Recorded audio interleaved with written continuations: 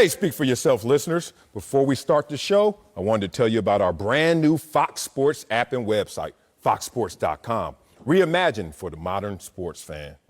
Go ahead, download the new app now.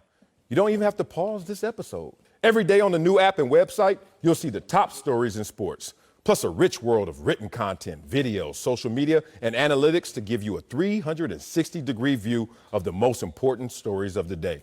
Streaming live TV has never been so easy or elegant. Every Fox Sports game, including all pregame and postgame shows, as well as the televised version of this show, are just one click away. Plus, our exclusive bonus camera innovation allows you to see different perspectives on the action in real time and to change audio feeds, all while watching the game telecast. For the extra invested fan, we also go deep with real-time wagering lines, trending prop bets, win probability, and key player projections. So download the new Fox Sports app or visit www.foxsports.com. Now, let's start the show. Welcome to Speak for Yourself, sponsored by the Popeyes Chicken Sandwich. Marcellus Wiley here with Emmanuel Acho. Marcellus, it's been too long, my friend. It's been too long, but it's been good while we've been gone. Big congrats to my co-host. We take a week off, and Oprah Winfrey is tweeting about you. Put into words how excited you are about the deal you have with Oprah Winfrey. Man, it's phenomenal. Turning uncomfortable conversations with a black man into a book, trying to make sure that racial reconciliation is passed down from generation to generation, my friend. Oprah Winfrey and Emmanuel Acho. It's a good combination, but it's not like Marcellus and Emmanuel Acho. Yeah, right. Okay? With that book deal you just got, the first week, you're going to sell more than I have in 2 years. Anyway, let's get it going, man. Well-deserved. Excited for my boy right here. But right now, we got a show to do. So let's start off in Dallas, where Dak Prescott and the Cowboys could not get a long-term deal done before the July 15th deadline. After a year of negotiating, the two sides reportedly almost got it figured out at the last second, but just couldn't close the deal. And now Dak will play this season on the franchise tag. So, Acho, is Dak making a mistake betting on himself here? Marcellus, nothing changed in the last week as far as my ideologies for Dak Prescott. Oh, okay, I'm about to say that suit is different. That suit is different. And that money coming from Oprah is a little different, but I'm going to let you talk. But everybody has said, you know, Dak Prescott, he's going to win. You, sir, you have said Dak Prescott, he's going to win. He's going to make more money than Pat Mahomes. And sir, you said this because there's been a template, right? You said Dak Prescott will follow the Kirk Cousins way. Marcellus, if we can remind the people, Kirk Cousins in Washington his last 2 years, what happened? Got paid. He got paid. He got tagged? Tag. You're it? Yeah. And you're it. Yeah. He got tagged. Well, don't you think, sir, that Jerry Jones, who watched that play out within the division, Kirk Cousins getting tagged, Redskins nothing to show for it. Kirk Cousins getting tagged again, Redskins have nothing to show for it. Don't you think that Jerry Jones is going to look at how that situation played out and say, you know what? I'm not going to make that same mistake. Dak Prescott, it's do or die for him this year. He's getting tagged right now. He's about to go play out this deal. If they don't make it extremely far, Super Bowl-ish far, Cowboys ain't going to tag him again. What they going to do? Let him They have to let him walk. Wow. Because Jerry's not a complete idiot. Okay, Jerry Jones isn't going to sit here and pay Dak Prescott more money in 2 years than he would have paid him in 3. He's not going to pay him more in 3 years than he would have paid him in 5. Like, he's just not. Give Jerry Jones more credit, Marcellus. Please give Jerry Jones more credit as to think that Dak Prescott is just going to sit here and win this deal so easily. Wow. Me give Jerry Jones more credit, the guy who was actually taken care of by the same Jerry Jones as I was a Dallas Cowboy. You played in the state of Texas football, huh? Absolutely. Yeah. You Longhorns, right? Yes, sir. Oh, isn't it an amazing feeling playing football in the state of Texas? Imagine if you had a star on your helmet. I did. Dak did. And I wore my star with not a lot of shine because I wasn't out there balling. But Dak Prescott has put himself in a position that when Jerry Jones looks at what he has in front of him and Dak Prescott, he's already said what it is. He's our future. He's our franchise quarterback. But what Jerry Jones also has is an Achilles heel. It's just too much pride, too much of Jerry Jones and Jerry Jones's own way. And so he stubbornly got to this place, and now his pride won't let him do what he knows he has to do, which is pay the man and pay him more than you ever desired because he's worth it. Let me give it to you the way that the DJ in me needs to give it to you. When you're on the dance floor, I know there's only one way to make you dance, is to play your song. So I'm going to play this song for you in your own world, your own terms.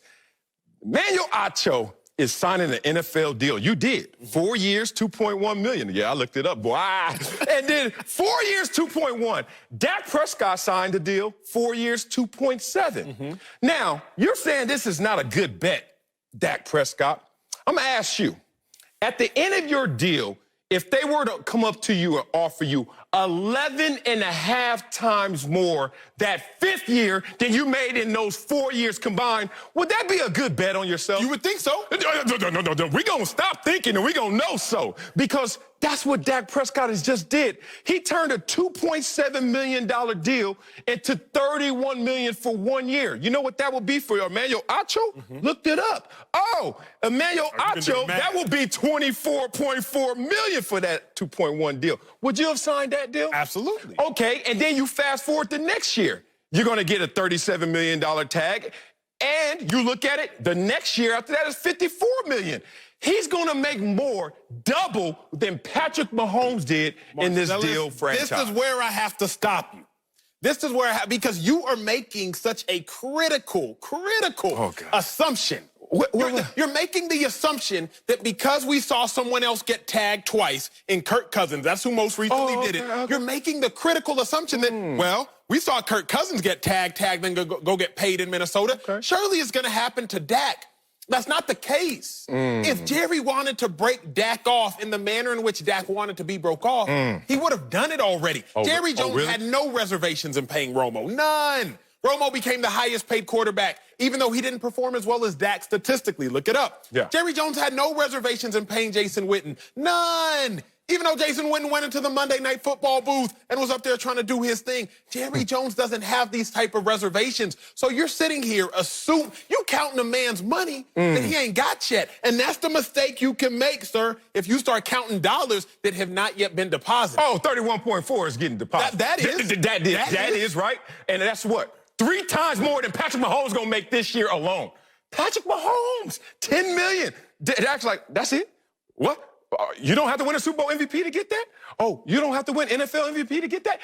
Dak Prescott is in a position where it's not what you do, it's how you do it. And the way that he's going about this process put him in a prime position.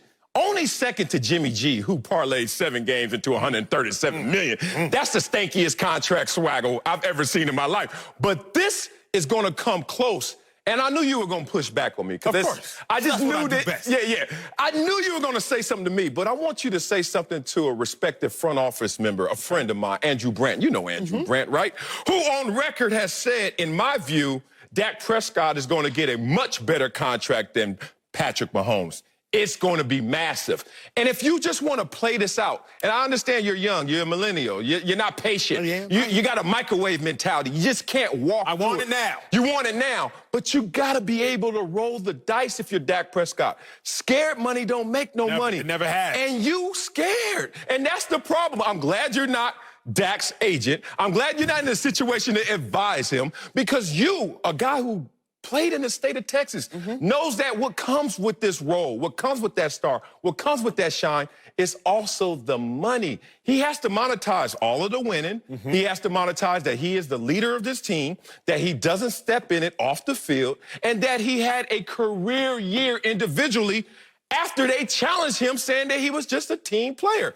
I listened to you, Emmanuel. You have any retorts? He has to monetize all of the winning. Winning has to exist to be monetized, sir. That's all. Oh, man, here you go with this zero-sum. If you don't win the Super Bowl, you haven't won. Well, let's move to a guy who's made a few mistakes himself. Antonio Brown, who got people talking with another wild day on social media yesterday, tweeting that he was walking away from football because he'd done everything in the game and that the risk is greater than the reward. And concluding, I came, I saw, I conquered. Mission complete. Call God. Acho. It's been a tumultuous year for AB. You feel sorry for him at this point? Bro, it's been a tumultuous 1, 2, 3 years for AB. Do I feel sorry for Antonio Brown? The character, the football player? Absolutely not. It's impossible to feel sorry for Antonio Brown, the football player, when you think about the Bills were close to trading for him and that blew up. Then the Raiders, they pay the man. Then they pay the man good money. But now he has a grievance with his helmet. And then he has another grievance with his helmet. And then he's on record recording John Gruden. And that blows up. And then remember, he's running out of his house on camera. I believe it was calling his grandma, celebrating that he's free. Once the Raiders finally released him. Antonio Brown, the football player, Marcellus, asked for this. That is Antonio Brown, the football player. Now, there's Antonio Brown, the person. Do I feel bad for Antonio Brown, the person? Absolutely. And I feel bad for Antonio Brown, the person, Marcellus, because far too often you played the game like I did. Athletes are treated as though they are characters on a video game. There's no emotions. There's no family. There's no nothing besides the athlete. I remember getting when I got traded from the Cleveland Browns to the Philadelphia Eagles. Emmanuel, pack your bags. You're going to Philadelphia. Can I say goodbye to my people first? I had to leave in 3 hours. I didn't go back to Cleveland for 4 more years. You're just treated as if you're a character on a game with no person, no soul, no nothing. I feel bad for Antonio Brown, the person, because we haven't even looked into maybe there's some mental issues going on. I mean, think about Kanye West. Everybody knows that music, global hip-hop icon. Yesterday on Twitter, spazzing out, and everybody's like, Kanye's tripping this, Kanye's tripping that. Maybe there's some mental issues going on. Maybe there's some things that go on beneath the layer, Marcellus. So, AB, Antonio Brown, the football player, can't pity him. Can't pity him. He made his bed. He must lie in it. Antonio Brown, the person, I definitely am sympathetic and at least have a cause for concern.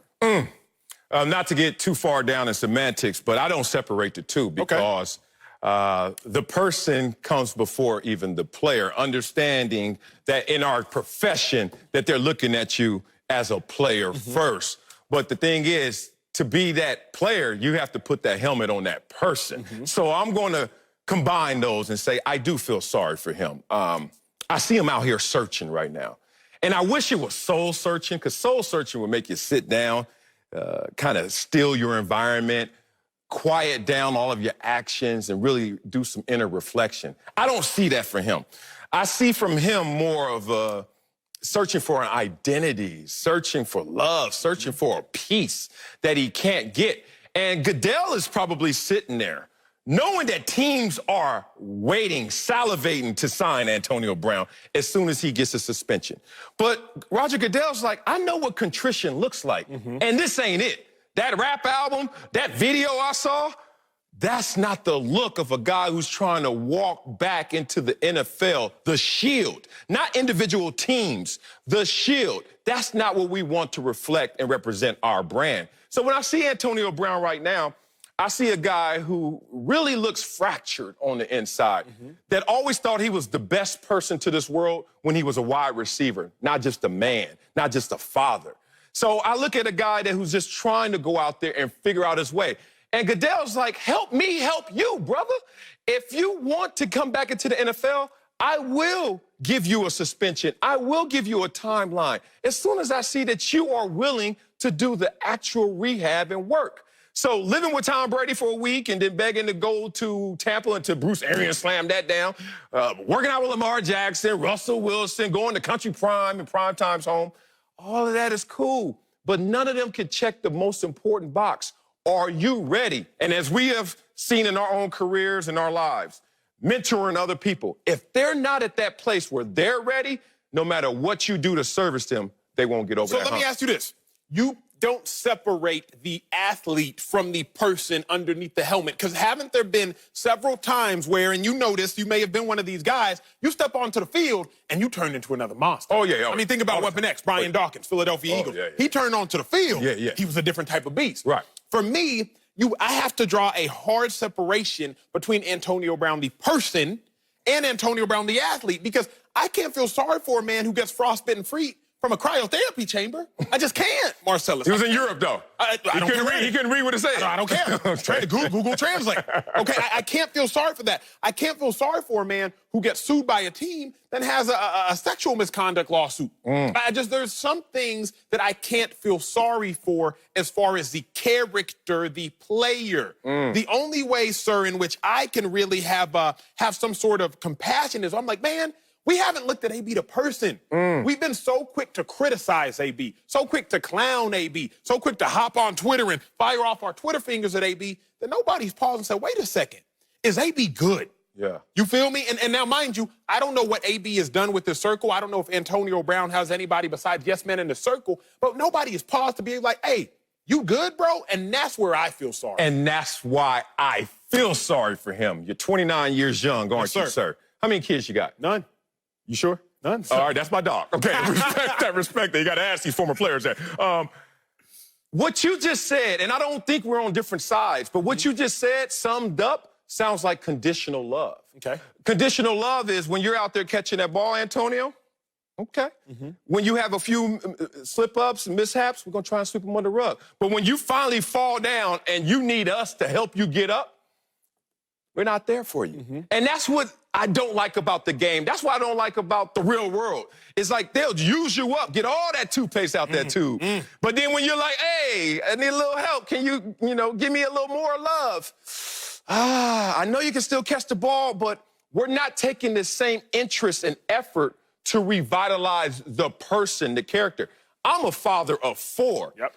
Unconditional love comes with, woo, baby, you are messing up, and I won't let you go. Now, is Antonio Brown still capable of being an NFL player? Absolutely. Absolutely. That is a Hall of Famer on the shelf right now. So as long as he's still one of the NFL's kids, sons, one of the fraternity, a little unconditional love could go a long way to help not only the player come back, but get the man out of him and show him a power character. Coming up, the NFL and the players are getting ready to return. We've got NFLPA VP and Acho's brother, Sam, here to dial us in. That's nuts, your brother. Welcome back to Speak for Yourself, presented by Hyundai. Let's move to the NFL, where the league and the players have been going back and forth about how to start the season safely amidst the coronavirus pandemic. Reportedly, both sides have agreed to daily testing for the first 2 weeks of camp, and the league is offering to eliminate all preseason games, which has been a big sticking point for the players. We're joined now by a very special guest, ladies and gentlemen, NFLPA Vice President, my brother, the wiser, smarter, but not as attractive one, Sam Acho. I'm going to start with you, big bro. What is your reaction to the league's latest offer? I know you just told me you literally just got off the phone with the NFLPA. What's the latest? I need to address that better looking piece. I got a wife and 3 kids, bro, so I need to know exactly how I look. I am Gucci. There you go. I am great. Not in them streets like him. So I literally just got off the phone with NFLPA, and we're back and forth in negotiations. The NFL has agreed to decrease the preseason games to 0, which was a huge player fight. We wanted no preseason games. Why? Because we wanted to start the season on time. If you go and play a preseason game, there's a high likelihood that players can get infected with COVID, and you may have to be out 14 days, maybe even longer, and there'd be no preseason starting on time. So that was a big fight. Fight number 2, economics. We got to figure out what the money's going to look like. Wow. Look, no one's ever wishing for this pandemic and coronavirus, but the fight for no preseason games has been way before this, and I'm glad that the players finally got us to this place.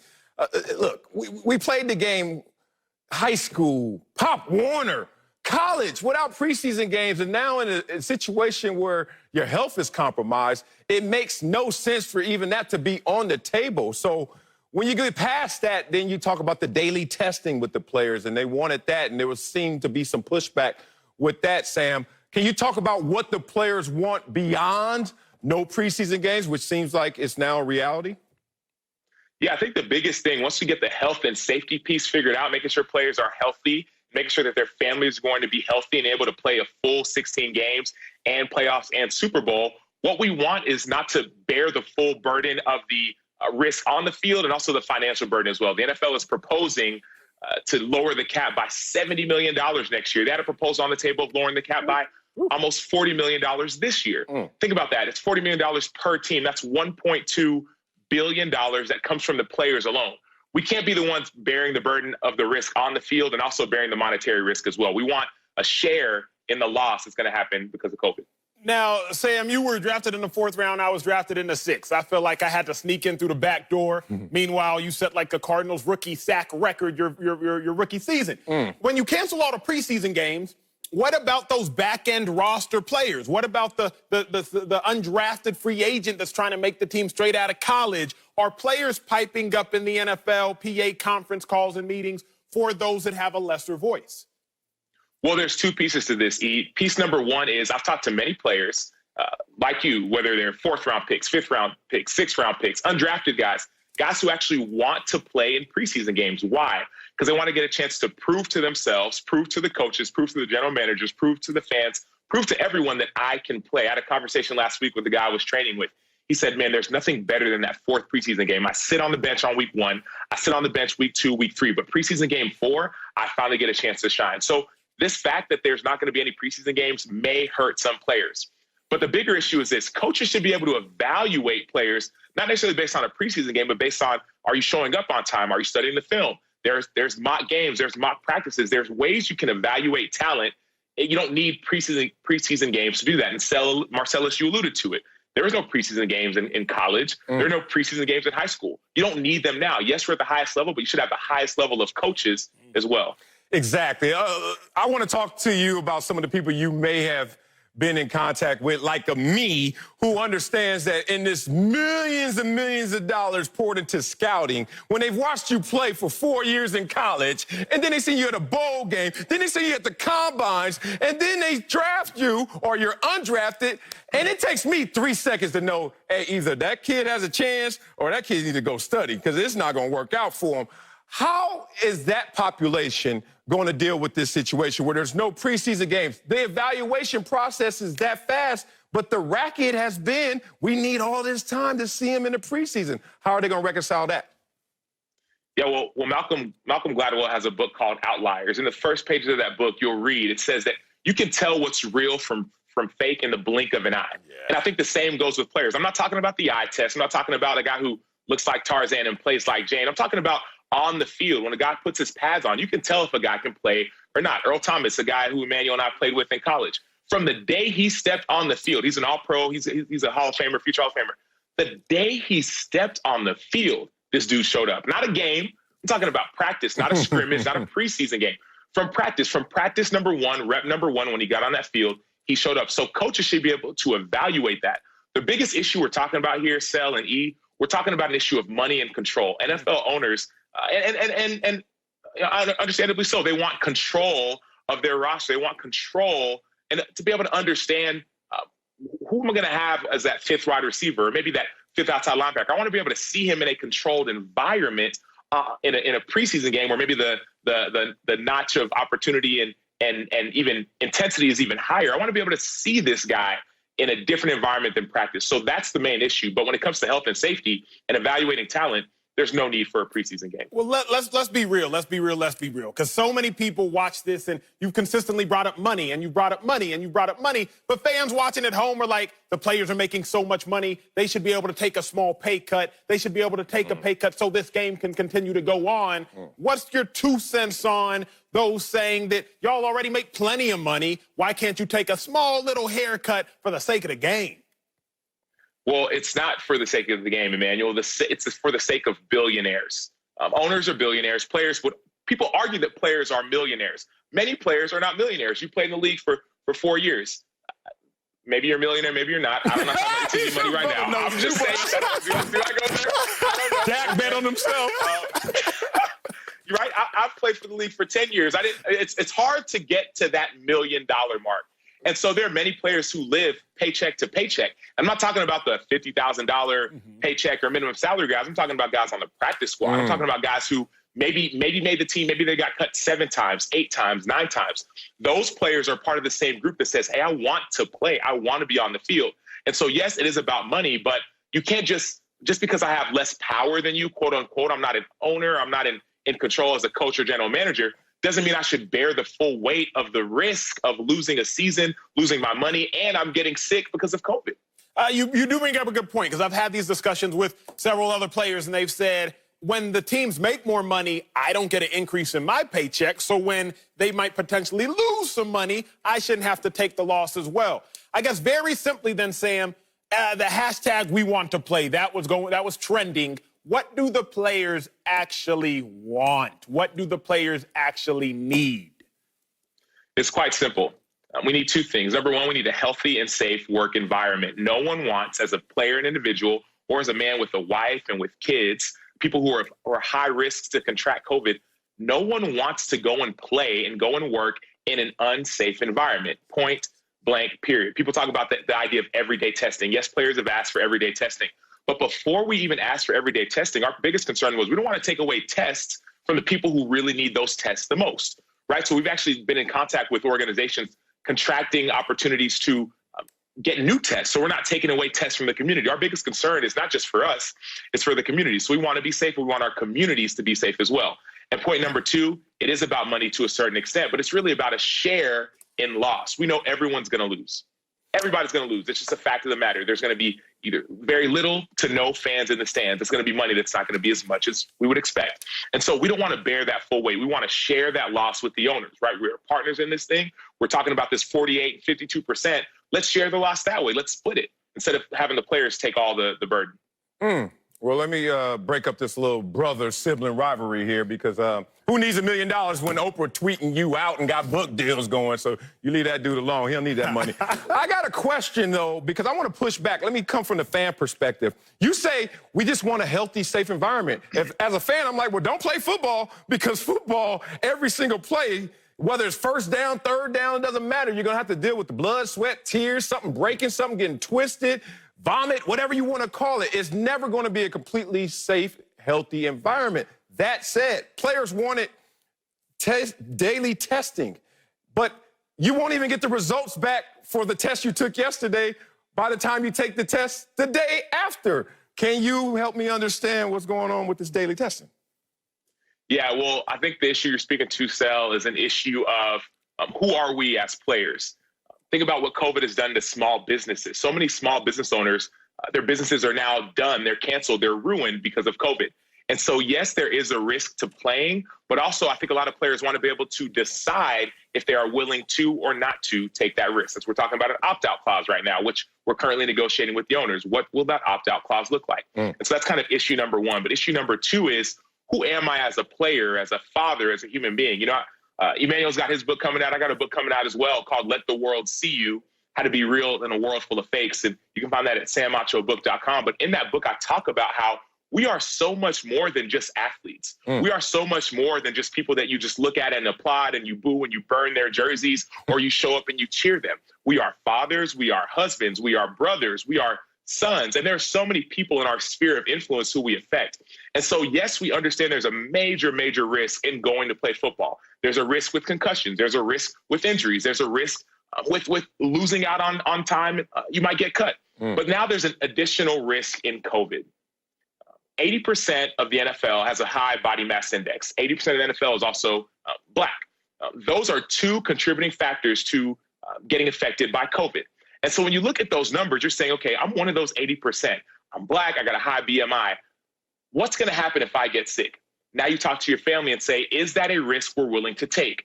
My only goal and our only goal is to allow the players the option to choose that if they want to play, you can play. If they don't, you don't. But if you want to play, at least give me as safe as possible, but at least give me a safe working environment. I want to be tested every day.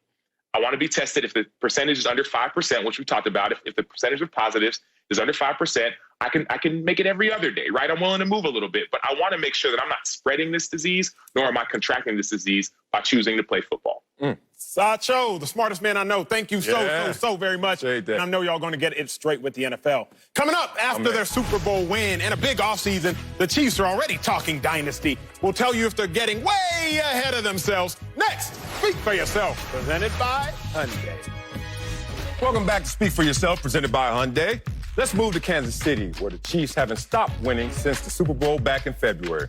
First, they inked Patrick Mahomes to a massive but very team-friendly deal, and now they've locked up star defensive lineman Chris Jones with a 4-year, $85 million deal.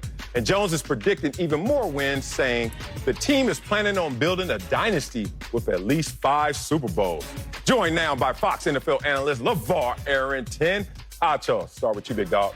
Is this Chiefs dynasty talk a little too premature? It's entirely too premature.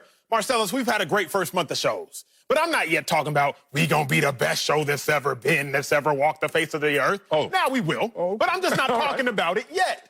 Think about the Chiefs, bruh.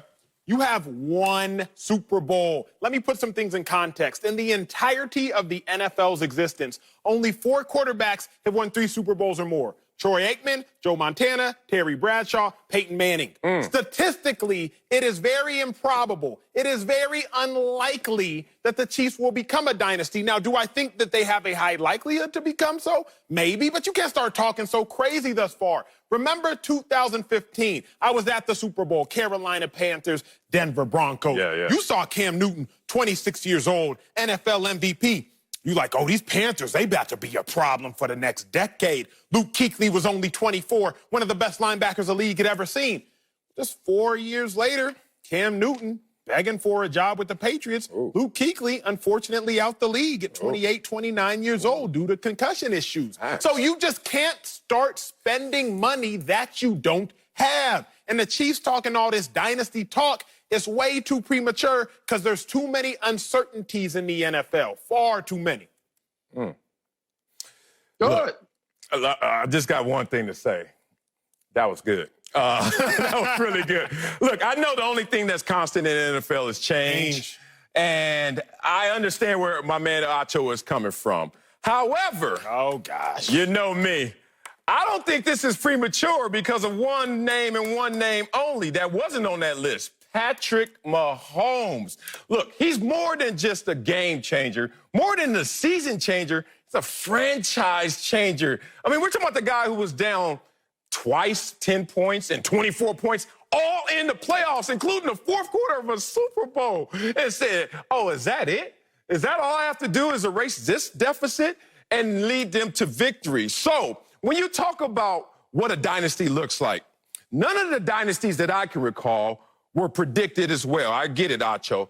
They just naturally occurred. But they didn't have a talent like this in terms of Patrick Mahomes. 49ers dynasty. They got a third-rounder, Joe Montana, who in his first 2 years was 2-6. And then they went off with Bill Walsh being the innovative coach he was. Or you could talk about the Dallas Cowboys and Jimmy Johnson, 1-15. First 2 seasons were losing seasons. And then, boom, Dallas Cowboys go out there and win 3 or 4. Now you talk about the one that matters most, and that's the New England Patriots.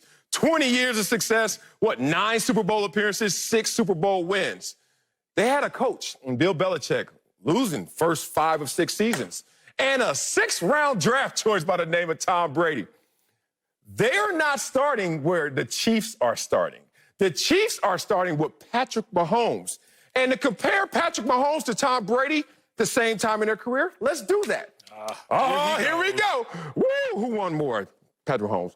Pass, touchdown, and rate. Okay, passer rating. Okay, NFL MVP, Super Bowl MVPs. My point is this. In pointing out who Patrick Mahomes is, you have to blow up the model because we haven't seen him before. So maybe, just maybe, this is going to be the first time you can actually predict the dynasty based on Patrick Mahomes and his greatness. Well, they already have a Super Bowl in the bucket right now. I like it. I got to disagree with you, Acho, and look at it this way. You're talking about basing likelihood off of statistical information of what quarterbacks have already done it. Imagine if you looked at the amount of people that made it from where you made it from into the National Football League, or you, Marcellus, or me, LeVar Arrington, right? You can't necessarily look at what the statistical lineup is and what that would yield or render when trying to achieve at a level that you want to achieve. So when I look at them coming out and speaking on the things that they're saying, I love it. And I don't think it's premature at all. As a matter of fact, it's a declaration, right? It's even in the Bible, you know, you speak it into existence, right? That's a word. Yeah. Okay. So whether they get it or not, this says to me that these guys are communicating with one another. This says to me that they're on the same page. I don't have a problem with Pat Mahomes getting that contract that he got. I don't have a problem with my teammates. As a matter of fact, we're going to build a dynasty. We're going to be here. This screams buy-in to me. The one thing that tears apart the opportunity to build a true dynasty is players valuing themselves out of being on the team, is players leaving the team. That's the only reason why dynasties don't happen, is you're so good, they either come get your coaches or they come get your players, your front office guys, or all of the above. and then you're not able to stay on that trajectory because the elements aren't there. So to me, if you got Earth, Wind, and Fire and you cranking, they still cranking. They done lost a couple band members, God rest their souls, but they had the ingredients in place to have a dynasty as a group. And I think these guys speaking it and being confident about it with one another, I think says to me that it's not premature at all. I respect speaking it into existence. I'm a big quote guy, and I love that. Here's a problem both of you gentlemen have.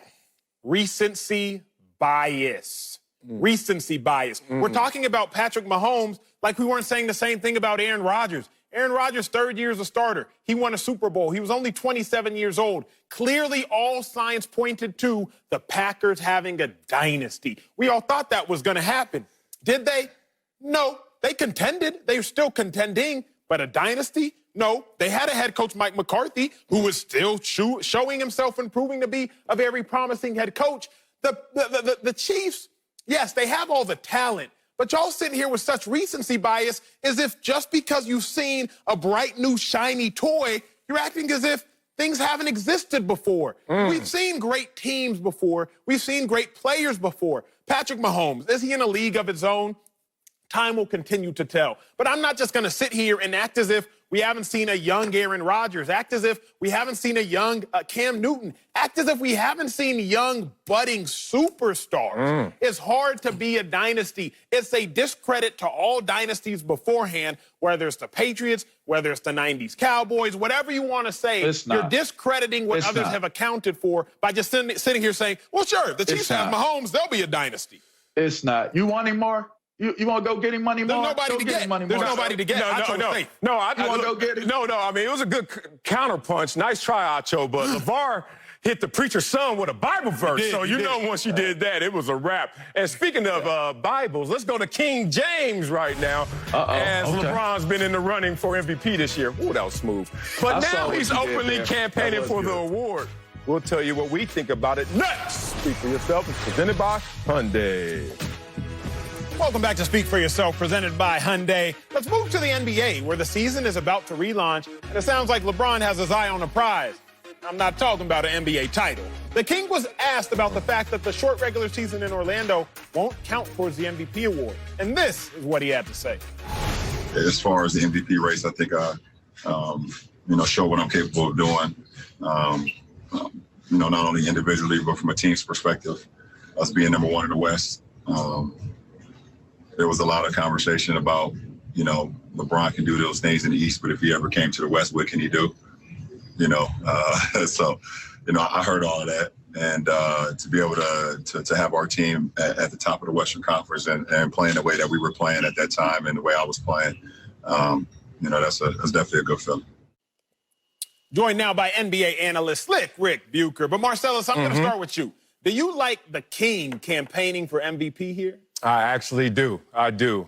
Look, there are times when people will sleep on you because you're in a lesser conference or you're older. So sometimes when they're sleeping, you got to wake their ass up. And I love LeBron James saying, y'all going to wake up because I heard you guys trying to put me down when you didn't understand exactly what I was going through. So LeBron in this moment, in this reality, which is a different reality that even I grew up in, LeBron is looking at how he's going to execute and deliver on his principles. His principles are the same as mine probably back in the days, which was you just stayed quiet, you kept your head down, and people were like, oh, he's on his grind, he's focused. Okay, but if you do that today, if you do that in today's world, people will think you're actually guilty of the criticism that they're throwing at you. People will actually use you as a puncher bag because you don't fight back. So the new reality is showing off is just showing up. LeBron has to show off. He has to actually go out there and remind people in the moment, in his reality of his greatness, because his silence won't be properly respected. So LeBron, kudos to you for doing that. That said, you ain't winning the MVP because Giannis got that. Giannis had a better season than you. But I do like the fact that he's trying to remind people that he hasn't fallen off. I don't have a problem with him campaigning, even though I prefer the Michael Jordan approach, which is I'm going to show you. I'm not going to tell you. It's up to you to decide whether I'm MVP. I'm just going to convince you that I am. Giannis has taken a page out of that. The last time he was asked about it, it was simply, you know what, I haven't really thought about it. My biggest problem with him campaigning, though, is be better at it if you're going to do it. Because bringing up the whole West versus East suggests that there was some legitimacy to the East versus West in those previous 4 MVPs that he got. Like, now he's suggesting, yeah, Giannis, you know, he's in the East. That's where I was. Like, you devalued the first 4 that you had. Fact of the matter is, I've been a voter for almost 25 years now. He's got my vote. He's my MVP. He's at the top of my ballot because I look at brand new coach, 3 new starters, 5 new players. That's practically half your roster. In the Western Conference, second best record. I just feel like he's done more. And don't forget that March game where we saw the 2 go head to head. And the issues that I have with Giannis's game when the game is on the line and his ability to go one-on-one and get something done, that was exposed in that game. And I'm not just taking that the Lakers won it or that there was that one game, but it was a reflection of the problem that I have with Giannis being the MVP. So, but LeBron, come on, man. Don't devalue the ones you already won by trying to win another one. Oh, man. Here's my thing, Slick. I agree with you. I knew you were a smart man, but by just telling us, you know, where your MVP voted lied, I know you're even a smarter man now. With that being said, I can't knock LeBron for taking the I have to tell you and show you mentality. The Jordan era and the era of the 2020s, totally different. People get elected off of tweets. People build hype off of social media. People build hype off of sound bites. So it's a new era. It's a new day and age.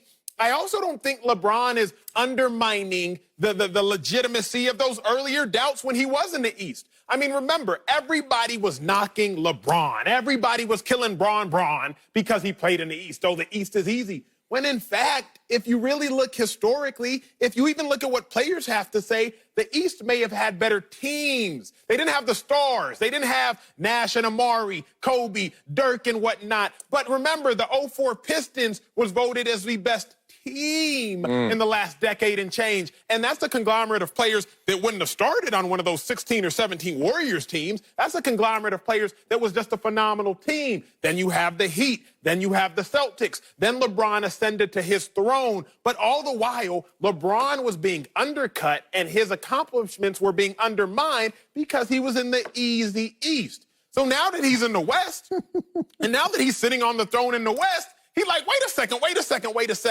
Make it make sense, Slick Rick. Make it make sense, Marcellus. How come y'all not doing to Giannis what y'all was doing to me? So I don't even think he's undermining himself, Slick. He's not campaigning. Bron is stating facts. Now I know where LeBron got this madness from. You. Like, this is just pure ignorance to double down on this. Like, you're trying to prop up a season that you're having in the West by undermining your entire career that was in the East. It just makes no sense. And look, it's a complexion change in terms of our reality. We get it. Like, if LeBron were to have the decision today, not when he had it a decade ago, imagine in all them proceeds are going to the I Promise schools in Cleveland.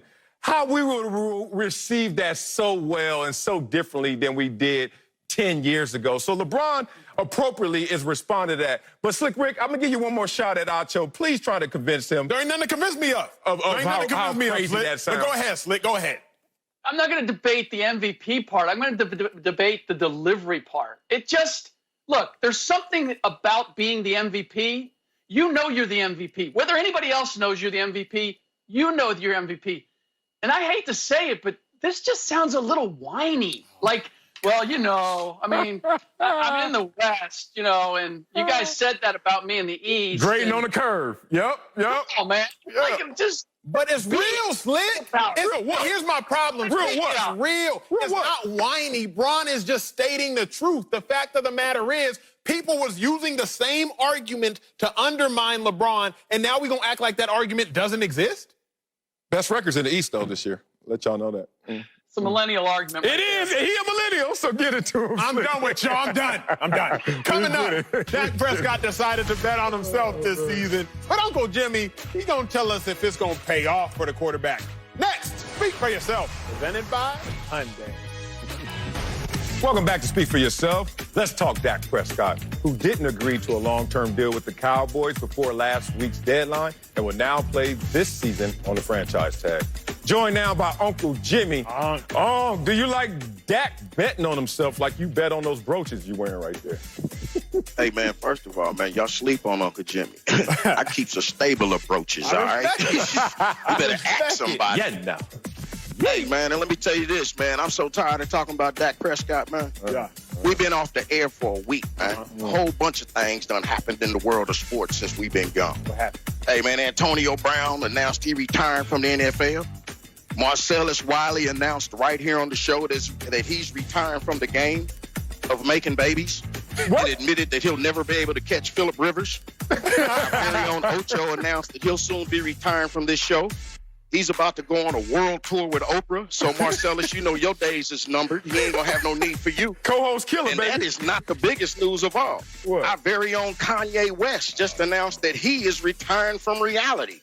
So, you know, you go fooling around with Oprah if you want to, Ocho. You going to come back here talking about... Yeah. For real. What a gospel album, too. That's it for us. Talk to y'all tomorrow.